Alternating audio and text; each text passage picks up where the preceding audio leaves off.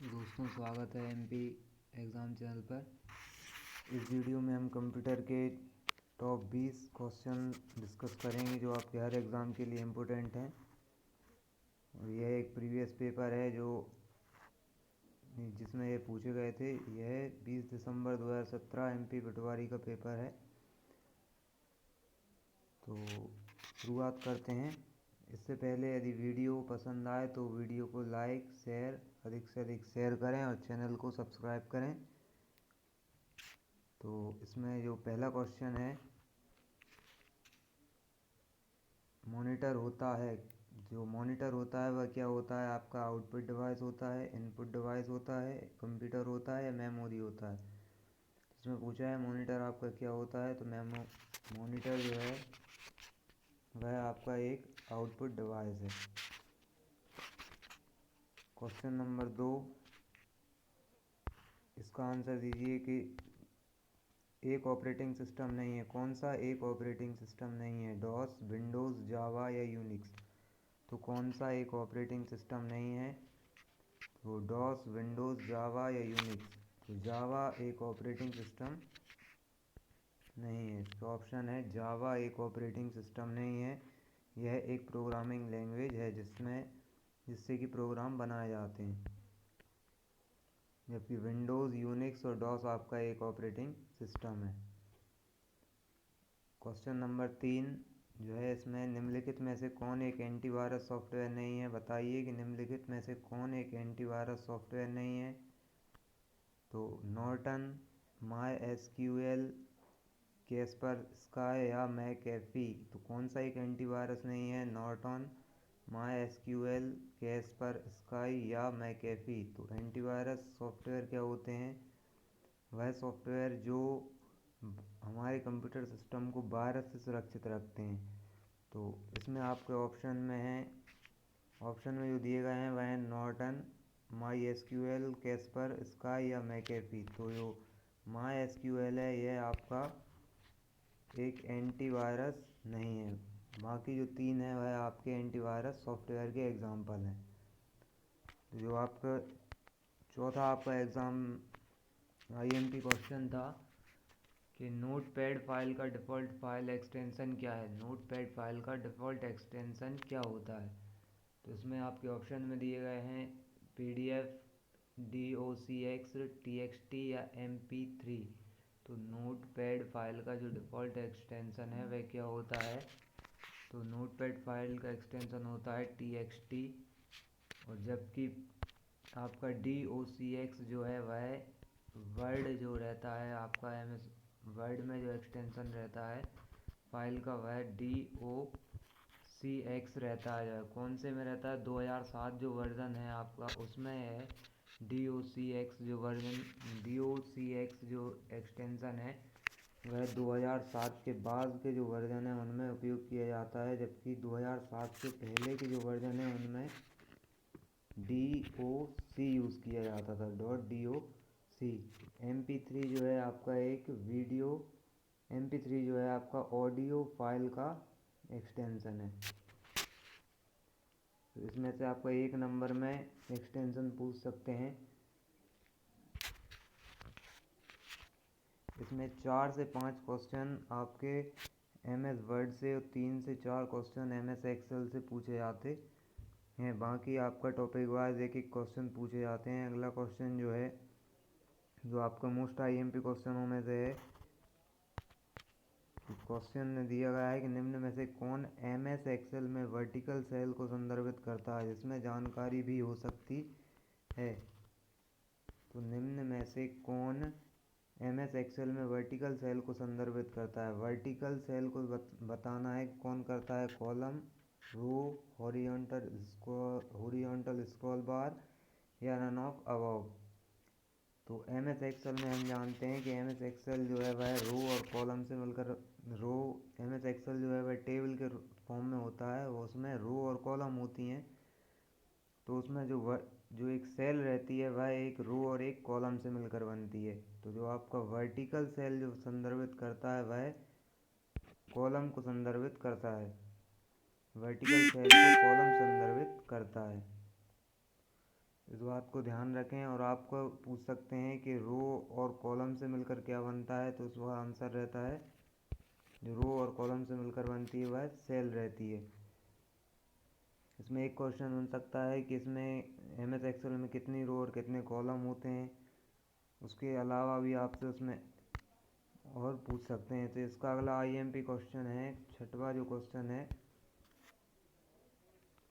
इसका आंसर दीजिए कि MS एक्सेल में यदि सूत्रों के लिए पंक्तियां या स्तंभों में डेटा की आवश्यकता है। MS एक्सेल में यदि सूत्रों के लिए पंक्तियां या स्तंभों में डेटा की यदि आवश्यकता है, लेकिन शीट पर दृश्य नहीं होना चाहिए, डेटा जो है वह शीट जो हमारी रहे उस पर दिखाई ना दे, और लेकिन वह सूत्रों के लिए पंक्तियों और स्तंभों में रहे, तो इसके लिए आप क्या करेंगे, फ्रीज, उसे जो है आप फ्रीज करेंगे रो और कॉलम को, या फिल्टर। जो MS एक्सेल में यदि सूत्रों के लिए पंक्ति या स्तंभों में डेटा की आवश्यकता है, लेकिन आप उसे शीट पर दर्शाना नहीं चाहते, आप चाहते हैं कि जो डेटा है वह आपकी शीट पर ना दिखे, लेकिन वह सूत्रों के लिए पंक्ति और स्तंभों में रहे, तो इसके लिए आप उसमें को हाइड कर सकते हैं। हाइड का जो ऑप्शन रहता है उसे आप उसका उपयोग MS एक्सेल में कर सकते हैं, जिससे वह डेटा जो है वह शीट पर नहीं दिखेगा। अगला क्वेश्चन है, नेक्स्ट क्वेश्चन जिसका है कि आप अपने प्रबंधक से ईमेल प्राप्त करते हैं, ईमेल में 5 MS वर्ड डॉक्यूमेंट संलग्न हैं। अब आप अपने प्रबंधक से ईमेल प्राप्त करते हैं और ईमेल में 5 वर्ड के डॉक्यूमेंट संलग्न हैं, तो आप कितने संलग्न देख सकेंगे, तो आप कितने संलग्न देख सकेंगे। तो जो आप जो है वह कितने डॉक्यूमेंट देख सकते हैं, तो आप पाँचों के पाँचों डॉक्यूमेंट उसमें देख सकते हैं। जो 5 डॉक्यूमेंट उसमें संलग्न है ईमेल में, आप पाँचों डॉक्यूमेंट को देख सकते हैं। तो ईमेल में आपसे और पूछ सकते हैं कि ईमेल का पूर्ण रूप क्या है, तो इसका फुल फॉर्म क्या होता है ईमेल का, तो इलेक्ट्रॉनिक मेल, इलेक्ट्रॉनिक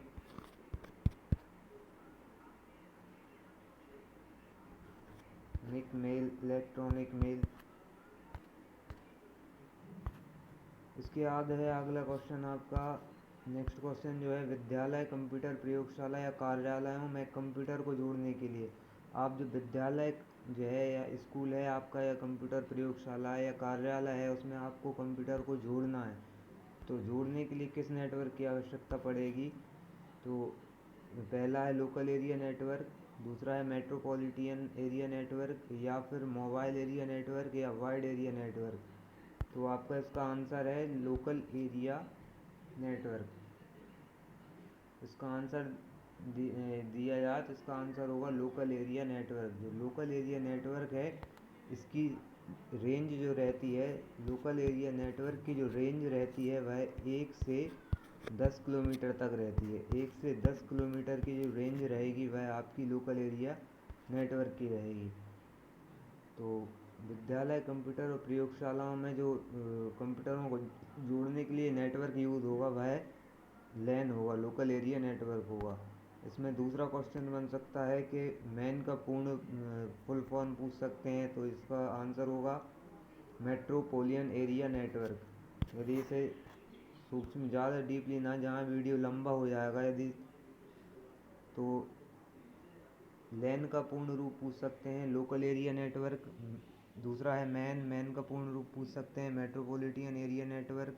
तीसरा है वैन, जो आपके टाइप होते हैं नेटवर्क के, तो वैन है आपका वाइड एरिया नेटवर्क।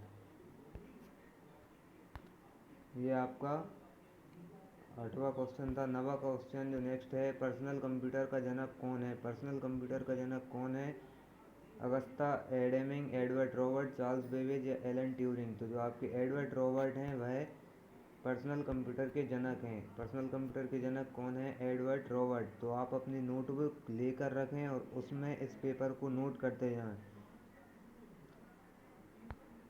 अगला क्वेश्चन, क्वेश्चन नंबर 19 कि आप MS वर्ड 2007 में किस मेन्यू से हेडर व फुटर इंसर्ट कर सकते हैं। तो आपको यदि एमएस वर्ड में हेडर और फुटर इंसर्ट करना है तो आप किस मेन्यू का उपयोग करेंगे। ऑप्शन में है insert menu, view menu, home menu या पेज लेआउट मेन्यू। तो आपको यदि हेडर फुटर यूज़ करना है तो यह होगा आपका इंसर्ट मेन्यू। इंसर्ट मेन्यू का यूज़ कर आप एमएस वर्ड डॉक्यूमेंट में हेडर और फुटर इंसर्ट कर सकते हैं। पेज लेआउट मेन्यू आप देख सकते हैं कि पेज का आपका लेआउट किस प्रकार है, वर्टिकल है या एक क्वेश्चन पूछ सकते हैं कि पेज लेआउट में कौन कौन से ऑप्शन होते हैं, तो वर्टिकल है या हॉरिजॉन्टल है। और व्यू मेन्यू, होम मेन्यू के आपको ऑप्शंस पूछ सकते हैं। तो जो आपका वर्ड और एक्सेल रहता है उसमें से आपके 4 और 5 क्वेश्चन बनते हैं। 20 नंबर के आपका जो टॉपिक है उसमें से 4 से 5 वर्ड में से और 4 से 5 एमएस एक्सेल से पूछे जाते हैं। तो इसे आप ज़्यादा से ज़्यादा तैयार करें। बाकी इसके जो 10 से 12 टॉपिक रहते हैं, आप प्रत्येक टॉपिक को तैयार करते जाएं। हम नेक्स्ट वीडियो में उनकी चर्चा करेंगे। अगला क्वेश्चन है कि एमएस वर्ड में अंडों के लिए किस आइकन का उपयोग किया जाता है। एमएस वर्ड में अंडों के लिए किस आइकन का उपयोग किया जाता है। तो इसमें जो है आपके चित्र दिए गए हैं, तो अंडों के लिए आप किस आइकन का उपयोग करेंगे। इसका आंसर सेकंड सही है। अंडों के लिए आप सेकंड ऑप्शन का उपयोग करेंगे। अगला क्वेश्चन,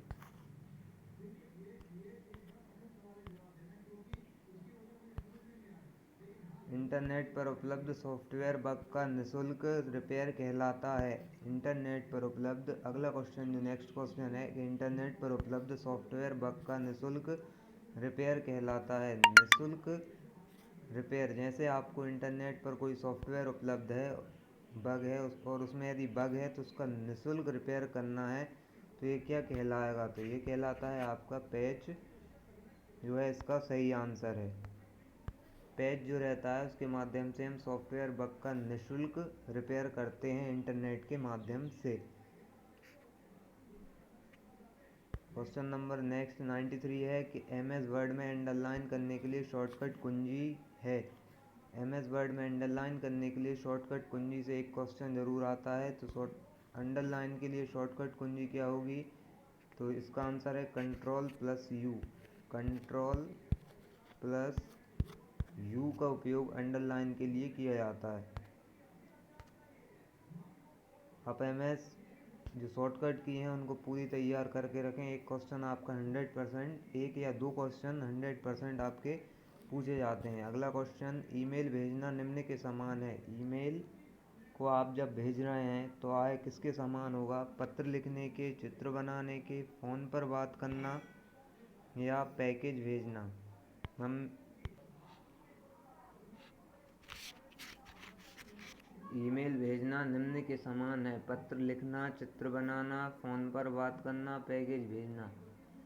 तो ईमेल जो भेजना रहता है वह किसके समान है, पत्र लिखने के समान है। ईमेल भेजना किसके समान है, पत्र लिखने के समान है। जो ईमेल भेजना पत्र लिखने के समान है, जो आपका 94 क्वेश्चन था। नेक्स्ट क्वेश्चन है कि वह हार्डवेयर डिवाइस जिसका उपयोग करके कंप्यूटर से टेक्स्ट व ग्राफिक्स को कागज़ पर प्रिंट करने के लिए किया जाता है कहलाता है। वह हार्डवेयर डिवाइस जिसका उपयोग कंप्यूटर से टेक्स्ट व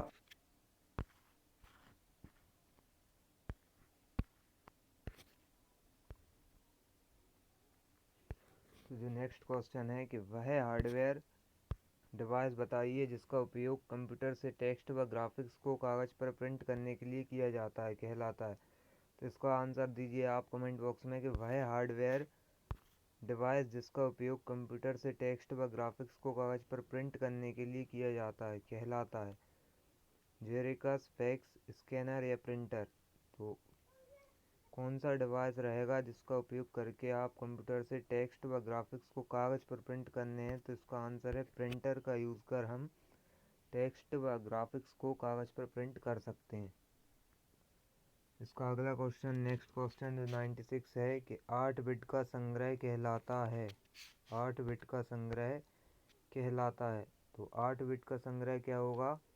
बाइट, 8 बिट का संग्रह जो है वह बाइट कहलाएगा। 8 बिट का संग्रह बाइट। जो क्वेश्चन था 8 बिट का संग्रह कहलाता है, तो इसका आंसर हुआ बाइट। ये मेमोरी यूनिट से संबंधित क्वेश्चन है। एक जो रहता है आपका मेमोरी यूनिट से आपका एक नंबर ज़रूर बनता है। तो जो आप जानते हैं कि कंप्यूटर बाइनरी लैंग्वेज समझता है, 0 और 1 के फॉर्म को समझता है। इसमें बिट, बाइट और जो किलोबाइट, मेगाबाइट, गीगाबाइट, टेराबाइट से संबंधित एक क्वेश्चन आपका ज़रूर बन सकता है। तो आपका 8 बिट हुआ 1 बाइट के बराबर।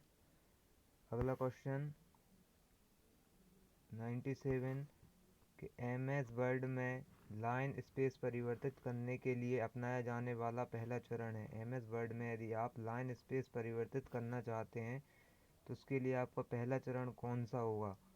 कंटेंट को पढ़ना, कंटेंट को सिलेक्ट करना, कंटेंट की स्टाइल बदलना या पेज लेआउट टैब पर क्लिक करना। तो यदि आप MS वर्ड में लाइन स्पेस को परिवर्तित करना चाहते हैं तो इसके लिए आपको कंटेंट को सबसे पहले सिलेक्ट करना होगा। आप कंटेंट को सिलेक्ट करें और उसके बाद आप उसमें लाइन स्पेस परिवर्तित कर सकते हैं। तो अगला क्वेश्चन, नेक्स्ट क्वेश्चन है कि निम्नलिखित में से एक अग्रणी वेब ब्राउज़र है। इसमें बताना है कि कौन सा एक वेब ब्राउज़र है। ऑप्शन जो दिए गए हैं उसमें HTTP, FTP, इंटरनेट एक्सप्लोरर या कोई सा नहीं। नन ऑफ अबव, कोई उपरोक्त में से कोई नहीं। तो पहला जो है आपका HTTP, इसका आंसर है इंटरनेट एक्सप्लोरर जो है आपका अग्रणी वेब ब्राउज़र है। जबकि HTTP जो है आपका क्या है?